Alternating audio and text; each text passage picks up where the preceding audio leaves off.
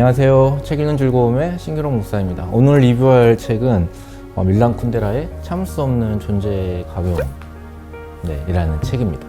1929년 체코 출신의 작가입니다. 그래서 우리 인간이라는 존재는 왜 참을 수 없이 가벼운가? 그래서 우리 인간은 참되게 서로가 서로를 사랑할 수 없는 존재이기 때문에 참을 수 없이 가벼운 존재인 거죠. 그래서 이 존재의 가벼움은 참을 수 없다. 이런 말도 될 것 같습니다. 그래서 이 책에서 우리가 사랑한다는 것은 둘 중에 하나입니다. 자기 자신을 속이거나 아니면은 다른 사람을 속이는 것이죠. 그래서 자신뿐만이 아니라 사랑뿐만이 아니라 그래요. 이 책에서는 어떤 이념, 예술, 고결한 행위, 인도적인 구호나 사랑, 그 어떤 고귀하고 무게 있는 인간의 행동의 어떤 이면에는 참을 수 없이 조속적이고 가벼운 어떤 동기가 작용한다는 것이죠. 여기에 나오는 인물은 크게 4명입니다. 주인공 토마스, 그리고 그와 결혼을 한 테레사라는 여인, 그리고 사비나라는 여인, 그리고 프란츠라는 남자입니다. 이렇게 4명인데 굉장히 특색 있고 각자의 존재 코드를 가지고 있어요. 그럼에도 불구하고 전지적인 작가 시점에서 각 캐릭터를 통해서 어떤 밀란 쿤데라의 에세이를 읽는 것 같은 그런 느낌이 있어요. 그래서 이런 점이 이런 소설의 또 재미인 것 같습니다. 먼저 주인공 토마스는 테레사와 결혼을 하고 테레사를 사랑하기는 하지만 굉장한 바람둥이입니다. 그래서 수백 명의 여인과 바람을 피우고 잠자리를 갔습니다. 이 정도면 여자가 다 거기서 거기지 이런 생각을 가질 법도 이렇게 생각할 수 있을 것도 같은데 토마스는 그렇지 않아요. 그 수많은 여인들의 각자 개개인이 가지고 있는 아주 미세한 차이점, 독특한 점, 어떤 그 독특성, 어떤 좀 다른 반응, 그래서 그녀만이 가진 태도, 이런 것들을 찾아낼 수 있다고 믿고 있고 또 거기에 매료되어서 그렇게 살아갑니다. 그게 스스로도 모순적이고 테레사에게 굉장한 상처를 준다는 것임을 알면서도 그렇습니다. 다 읽고 나서 드는 생각이 어쩌면 토마스는 참을 수 없는 그 존재의 가벼움 속에서 어떤 필사적으로 어떤 개개인의 존재의 어떤 독특함, 어떤 차별성, 그렇게 해서 어떤 사랑의 무게를 찾고 싶은데 그러면 그럴수록 더욱더 모순적이고 가벼운 존재가 되는 거죠. 아무튼 의사이고 글도 잘 쓰고 굉장한 바람둥이입니다. 두 번째 인물은 사비나입니다. 체코 출신의 여류 화가예요. 토마스의 애인이기도 하고 후에는 이제 프란츠라는 인물의 이제 내연녀이죠. 그래서 사비나는 어떤 토마스와의 관계보다는 프란츠와의 관계가 훨씬 더 좀 이야기가 비중이 있게 나옵니다. 그래서 프란츠와의 관계에서도 사비나의 어떤 존재 코드가 들어있는데 그런 것들이 어떤 프란츠와의 대비를 통해서 더 잘 드러나는 것 같아요. 그러니까 사비나의 존재 코드는 그 배반이에요. 배반이라고 할 수 있습니다. 그러니까 사비나의 삶이 배반의 연속이죠. 그래서 아버지의 뜻을 배반하고 조국의 공산주의를 배반하고 형편없는 건달인 배우와 결혼을 합니다. 결국 남편을 배반하고 이혼을 하고 또 토마스와 프란츠와 같은 그 유부남과 관계를 맺습니다. 그런데 유부남과 관계를 맺는다는 것 자체가 이들로 하여금 자기 부인들을 이제 배반하게 만드는 거죠. 나중에는 이제 프란츠를 배반하게 되는데 이런 배반을 통하여서 작가는 오히려 그런 자기를 지배하고 구속하는 어떤 것에 대해서 배반을 통하여서 자유를 찾는 어떤 해방감을 갖는 그런 걸로 묘사를 합니다.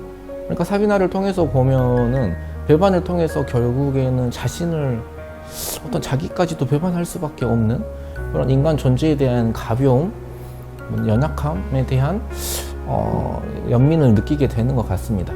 자, 그렇다면 이런 질문이 들 수 있죠. 왜 사랑할 수 없고 왜 배반할 수밖에 없는가?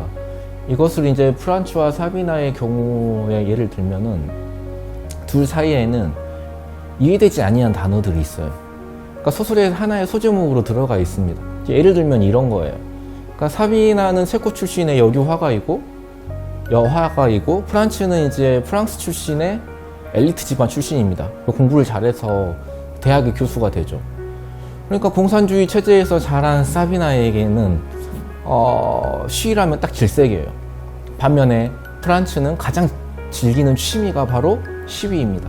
그래서 프란츠는 무슨 시위든지 자기랑 아무 상관없어도 없는 시위라고 할지라도 시위가 있으면 껴들어서 대열에 합류하고 구호를 외칩니다.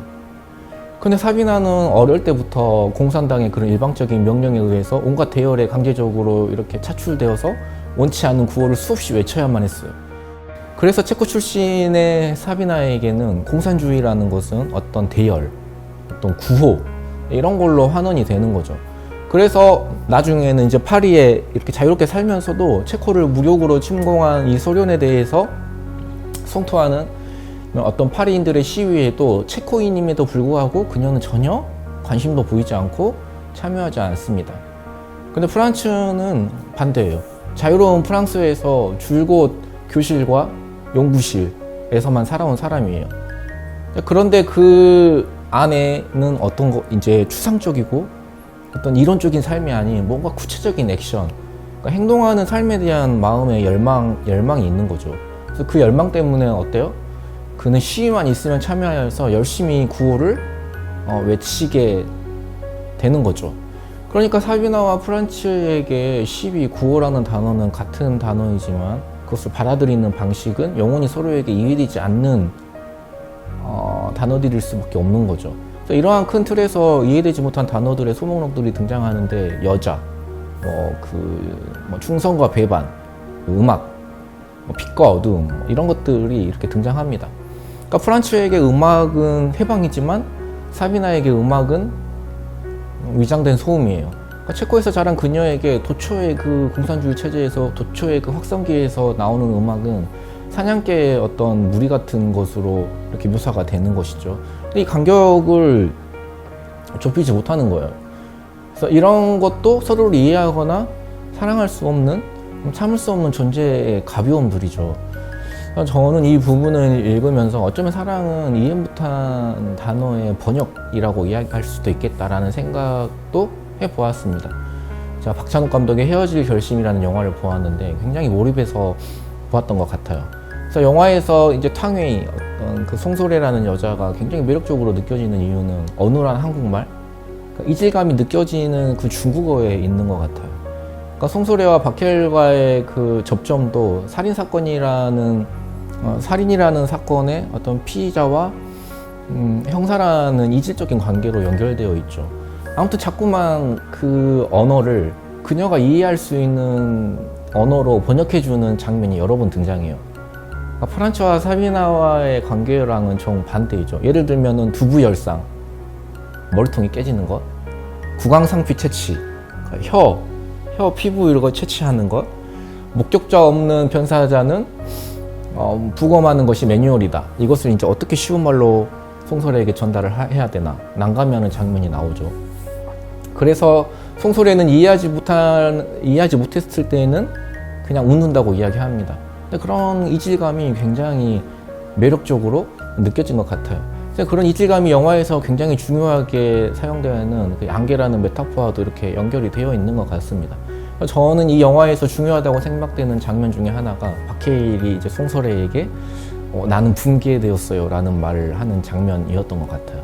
그래서 박해일이 떠나고 나서 송소래가 그 단어를 붕괴라는 단어를 이렇게 입력해서 검색을 하는 장면이 나오죠. 그리고 그 단어의 의미를 알고 그 눈물을 흘리는 모습이 나옵니다. 그러니까 프란츠와 사비나, 박해일과 송소래 사이에는 서로 다른 이질감으로 끌리기도 하지만 안개같이 이해되지 아니한 어떤 그 메타포들에 의해서 결국에는 헤어질 결심을 어떻게 보면은 헤어질 결심이라는 게 이제 여기 이 소설에서는 배반이라고 할 수 있겠죠. 헤어질 결심을 하게 되는 것 같아요. 그래서 저는 네, 그렇습니다. 문학을 전공한 것도 아니고 영화를 전공한 것도 아니에요. 이건 순수히 제 개인적인 뇌피셜을 이야기하는 거예요. 그래서 그냥 그렇다고 이해해 주시면 됩니다. 그래서 프란츠는 그냥 패스하고 이제 마지막 네 번째 인물이 테레사인데 테레사의 존재 코드는 되게 무력하고 무기력함, 나약함 이런 것들입니다. 그러니까 어떤 상황에 의해서 어떤 인물에 의해서 자꾸 끌려다니는 그런 존재처럼 느껴집니다. 그래서 어떤 테레사가 반복해서 어떤 꿈을 꾸게 되는데 꿈이 굉장히 리얼하고 좀 소름 끼치는 부분들이 많아요.